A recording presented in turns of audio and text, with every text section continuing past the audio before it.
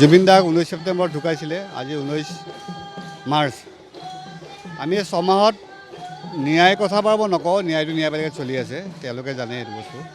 কিন্তু আমি 6 মাহত এটা কথা গম নাপালোঁ, জুবিন দাৰ লগত হৈছিলে কি। 19 তাৰিখে দুপৰীয়া আৰু 19 তাৰিখে ৰাতি, সেই বস্তুটো আমি আজিলৈ গমেই নাপালোঁ। মানে চাৰ্জশ্বিটো দিলে বহুত ডাঙৰ, পাৰ্টিকুলাৰ কি হৈছিলে, দাদাৰ আগদিনা ৰাতি কি হৈছিলে, কোনে দাদাক লৈ গৈছিলে, কোনে পানীত দাদাক নমালে, ভিডিঅ'বিলাক দেখিছোঁ বাৰু, কিন্তু কজ অফ ডেথ আমি আজিলৈকে গম নাপালোঁ। ডুবি মৰিলে একবাৰ ডুবালে, মানে কোনো গমেই নাপালোঁ। গতিকে সেইটো এটা আমাৰ মনত আজিও থাকি যাব আছে মানে প্ৰুফটো, যে সেইদিনানো কি হৈছিলে। কাৰণ আমিতো দাদাক লগ পাইছিলোঁ 16 তাৰিখে, দাদা ইয়াৰ পৰা যাওঁতে 16 তাৰিখে ৰাতি আমি লগ পাইছোঁ, সুখৰীয়ে তেখেত গৈছে। তাতনো এনেকুৱা কি হ'লগৈ যে তেখেতে পানীত ঢুকাবলগীয়া হ'ল। গতিকে সেই বস্তুখিনি আমি গম পালে ভাল আছিলে। এনিৱে যেতিয়া আমি ন্যায়পালিকাত যিহেতু কেছটো চলি আছে, আমি সেইটোৱে ন্যায় আশা কৰিব লাগিব, ন্যায়পালিকাৰ ওপৰত আশা কৰি আছোঁ, ভৰসা কৰিব লাগিব আমি, যাতে এটা তেওঁলোকে আমাক যিমান জল্দি পাৰে চাগে এটা দিব ন্যায়, সেইটোৱে আৰু। জুবিন ক্ষেত্ৰৰ কাম লেহেমীয়া হৈছে, আজিও এইটো দেখিছোঁ বনাইছে তেওঁলোকে, কিন্তু লেহেমীয়া হৈছে। মানে এইটোখিনি কাম জানুৱাৰী মানৰ পৰা কৰিলে হয়তো ইমান সমালোচনা নহ'ল হয় বা ইয়াতে পানীও নপৰিলে, কিন্তু বৰ্তমান মই আজি দেখিছোঁ মোটামুটি অলপমান কাম কৰিছে তেওঁলোকে, আৰু সোনকালে কৰিব পাৰিলে হয়। এইটো প্ৰশাসনে বা CDC-য়ে কেনেকৈ কি ব্যৱস্থা লৈছে মোৰ আইডিয়া নাই। আৰু যিখন কমিটি এখন আছে, কমিটিখনত মই নাই, যিহেতু তেওঁলোকে গৰিমাবুৰে জানো, গৰিমাবুৰে আছে, তেওঁলোকে ডিছকাশ্যন কৰি আছে কেনেকৈ কি কৰিব, প্লেনিং কৰি আছে। হয়তো ভাল হ'ব বুলি আশা কৰিছোঁ। প্ৰত্যেকটো বস্তুত আমি ভালটোৱে বিচাৰোঁ আৰু ভাল হওক বুলি আশা কৰিছোঁ। আজিৰ তাৰিখলৈ যে জুবিনৰ এই বাকৰিখন জীয়াই ৰাখিছে, তাৰ কাৰণে সংবাদ মাধ্যমক ধন্যবাদ জনাইছোঁ। আৰু সঁচা কথাখিনি আপোনালোকে প্ৰকাশ কৰি আছে, এইটোৰ কাৰণেও আপোনালোকৰ ওচৰত আমি কৃতজ্ঞ।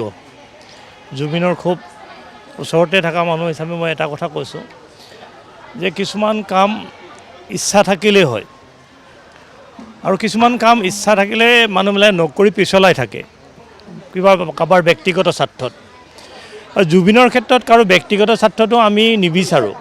জুবিনৰ ক্ষেত্ৰত এটাই বিচাৰোঁ, যে যদি চিফ মিনিষ্টাৰে কোৱাটো হয় যে জুবিনৰ হত্যা হৈছে বুলি, মানে জুবিন হোৱা 19 ছেপ্টেম্বৰ কেইদিনমান পিছতে কৈছিলে, হৈছে বুলি ঘোষণা কৰাৰ পিছত ৰিজাল্টটো দিবলৈ ইমানখিনি কিয় ইমান টানা আজোৰা লাগি আছে? 1, 2, যদি তেওঁলোকে নোৱাৰে বা এইটো প্ৰশাসনিক যদি কিবা লাগে যায়, ৰাইজৰ আগত খোলাকৈ ক'ব লাগে, ৰাইজক ইমান ধোঁৱাৰ মাজত ৰাখিব নালাগে।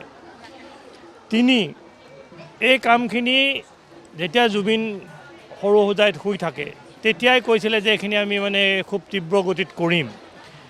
তাৰপিছত সেইদিনাখনি ইয়াতে আহি যেতিয়া গৰিমাই নিজে আহি কাম কৰিব লগা হ'ল, অসমবাসীৰ কাৰণে এটা লজ্জাজনক কথা।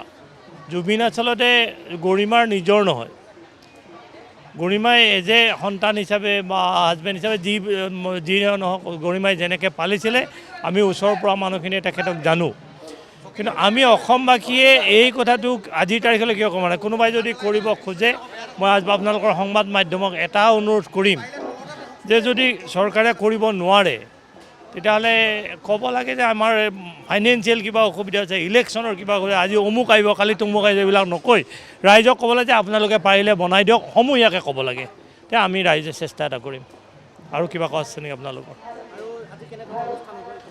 চাওক, এয়া মঙলদৈৰ পৰা নামতি দল আহিছে, তেওঁলোকে আৰু ইফালে বিভিন্ন, আৰু আজি নহয় আচলতে, আজি 19 তাৰিখ বুলিয়ে নহয়, প্ৰতিদিনেই। আৰু এই জাগা টুকুৰাৰ ক্ষেত্ৰত, এই মাটিখিনিৰ ক্ষেত্ৰত ইমান টানা আজোৰা লাগি থাকিব নালাগে, একেবাৰে লাগি থাকিব নালাগে। এইকাৰণে লাগি থাকিব নালাগে যে ৰাইজে মানি লৈছে এইখন জুবিন ক্ষেত্ৰ বুলি। প্ৰশাসনিক যিখিনি কাৰ্য আছে, যিখিনি কৰিব পাৰে, তেওঁলোকে ৰাজহ বিভাগৰ পৰা কৰি দিব লাগে, যে ইমানখিনি মাটিয়ে দিলোঁ, যিয়ে দিয়ক, খোলাকৈ ক'ব লাগে।